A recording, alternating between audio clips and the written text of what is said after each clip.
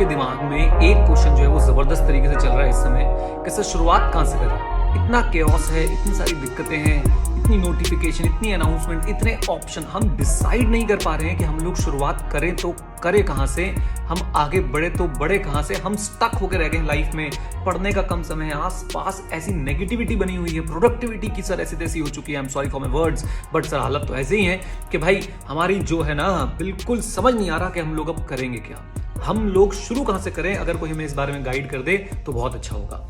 तो मैंने सोचा कि चलो भाई मैं अपना थोड़ा सा जो ज्ञान है, जो थोड़े से थॉट्स हैं वो आपके साथ शेयर कर देता हूं। और ये प्रॉब्लम हमेशा आती है जब भी अनसर्टेनिटी का माहौल होता है, जब भी केओस होता है, जब भी आपके पास जो है डिसीजन नहीं ले पाते हैं आप लोग, तो ये माहौल हमेशा बनता है कि सर मैं शुरुआत कहां से करूं।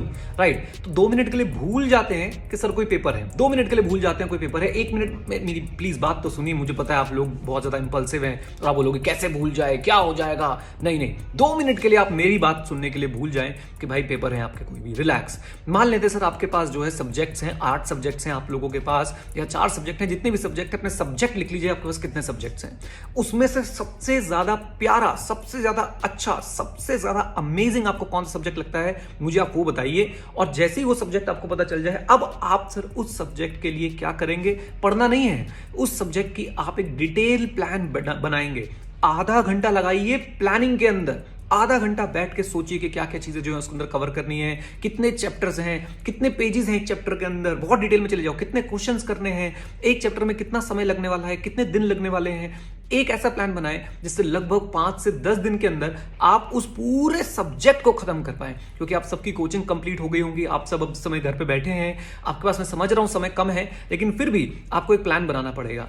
And believe me guys, believe me, इस बात को मेरे साथ शेयर कीजिएगा आके, जैसे ही आप आधा घंटा प्लानिंग पे लगाएंगे वैसे ही साहब आप लोगों की मोटिवेशन बढ़ जाएगी, आपके अंदर हार्मोनल चेंजेस होने लग जाएंगे और आप बोलोगे yes now I can study. और इस पहले सब्जेक्ट को आप कंप्लीट कीजिए, जो भी आप प्लान बनाए उसके अकॉर्डिंगली इस सब्जेक्ट को कंप्लीट कीजिए। चाहे आपने 15 दिन का प्लान बनाया, 20 दिन का प्लान बनाया, भूल जाइए आपके एग्जाम्स हैं, आप बस इस पहले सब्जेक्ट की प्लानिंग कीजिए। पहले सब्जेक्ट का पहला चैप्टर, पहला कॉन्सेप्ट, पहला क्वेश्चन, पहला लाइन, पहला वर्ड, उसको कंप्लीट कीजिए और अपने टाइम लाइन पे स्टिक कीजिए। और देखिएगा जैसे ही आपका सब्जेक्ट पूरा होगा, जैसे ही आप पढ़ने बैठेंगे, आपकी सारी डिमोटिवेशन, आपकी सारी परेशानियां दूर हो जाएंगी। एक छोटी सी बात मैं आपको और बता दूं, अगर आप सीए इंटरमीडिएट ऑडिट में ये सब करना चाहते हैं तो मैं आपको एक खास बात बता देता हूं। हम लोगों ने क्या किया है, क्योंकि मुझे पता है इस समय नेगेटिविटी का माहौल है और बच्चे पढ़ने बैठना चाहते हैं लेकिन बैठ नहीं पा रहे हैं। So just to motivate you, आप ऑडिट के लिए भी ऐसे ही कीजिए, बैठिए और उसके बारे में सोचिए कि ऑडिट में क्या क्या चैप्टर्स हैं, कितने कितने देर में कवर हो जाएंगे।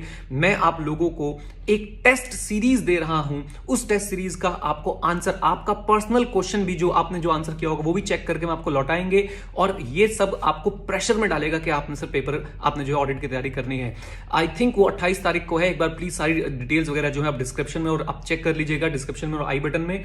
बहुत लिमिटेड सीट्स रख रहे हैं, आई थिंक हम लोग सिर्फ 25 to 50 स्टूडेंट्स के आसपास का एडमिशन ले पाएंगे, क्योंकि चेक करके पेपर लौटाना है, इसलिए it is going to be tough. तो ऐसे ही आप लोग क्या कीजिए, अपने हर सब्जेक्ट के बारे में, जो भी सब्जेक्ट आपका फेवरेट है उसकी तैयारी कर लीजिए अगले 10 से 15 दिन में, उसके बाद उसका टेस्ट दे दीजिए।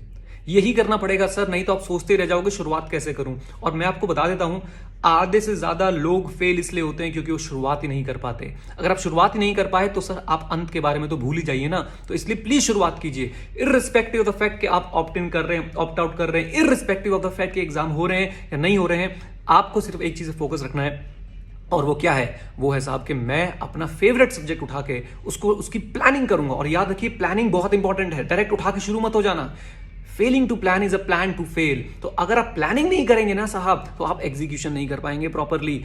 आप अगर प्लानिंग नहीं करेंगे तो आपका माइंड जो है ना, मैं जब वो बोल रहा था हार्मोनल चेंजेस, वो नहीं आ पाएंगे आपके माइंड के अंदर। क्योंकि जब आप सीधे उठ के बैठ जाते हैं, आपको पता नहीं होता मेरी डेस्टिनेशन कहां है, तो सर बहुत दिक्कत हो जाती है। और हमेशा मैं कहता हूं, हमेशा मैंने आपको बताया कि सर किताबों में भी यही लिखा है, always begin with the and in the mind. अपने माइंड में पहले से सोच लीजिए एंड क्या है, यानी कि अपने माइंड में पहले से प्लान कर लीजिए मैं अचीव क्या करना चाहता हूं। सो हम एक ही चीज अचीव करना चाहते हैं, आने वाले 10 से 15 दिन के अंदर हम लोग क्या करेंगे, हम लोग अपना एक सब्जेक्ट तैयार करेंगे, हम लोग अपने एक सब्जेक्ट पे सर कमांड बनाएंगे, बस दैट्स इट।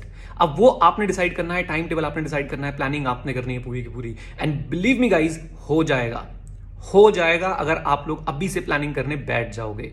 राइट गाइस, और मुझे पूरा विश्वास है आप लोगों के ऊपर, जो भी पढ़ना चाहता है, जो भी बढ़ना चाहता है, जो भी लाइफ में कुछ करना चाहता है, वो सर बढ़ेगा, करेगा, पढ़ेगा, उसे कोई नहीं रोक सकता है, उसके पास कोई एक्सक्यूज नहीं होता है। याद रखिएगा गाइस इस बात को। सो बस यार यही रिक्वेस्ट आज की आपसे, और ऑडिट की टेस्ट सीरीज एक बार जरूर चेकआउट कर लीजिएगा अगर सीट्स बची होंगी तो, क्योंकि सिर्फ हमने इसमें 25 to 50 के आसपास जो है स्टूडेंट्स का एडमिशन लेना है। राइट, फुल सिलेबस टेस्ट है, पूरा ऑडिट तैयार कर लीजिएगा और उसी के बाद जो है ज्वाइन कीजिएगा। मतलब पूरा ऑडिट तैयार कर लेंगे, आपको इसी प्रेशर में आप पूरा ऑडिट तैयार कर लेंगे ताकि आपका टेस्ट जो है वो होना है और चेक होके भी आपको मिलना है। डिस्क्रिप्शन अच्छे से पढ़ लीजिएगा, उसमें हमने एक ऑप्शन और भी दिया है कि अगर आप अपना आंसर बाय आंसर एनालिसिस चाहते हैं तो वो ऑप्शन भी उसके अंदर है, वो भी जरूर चेकआउट कर लीजिएगा। डिस्क्रिप्शन अच्छे से पढ़ने के बाद डिसाइड कीजिएगा।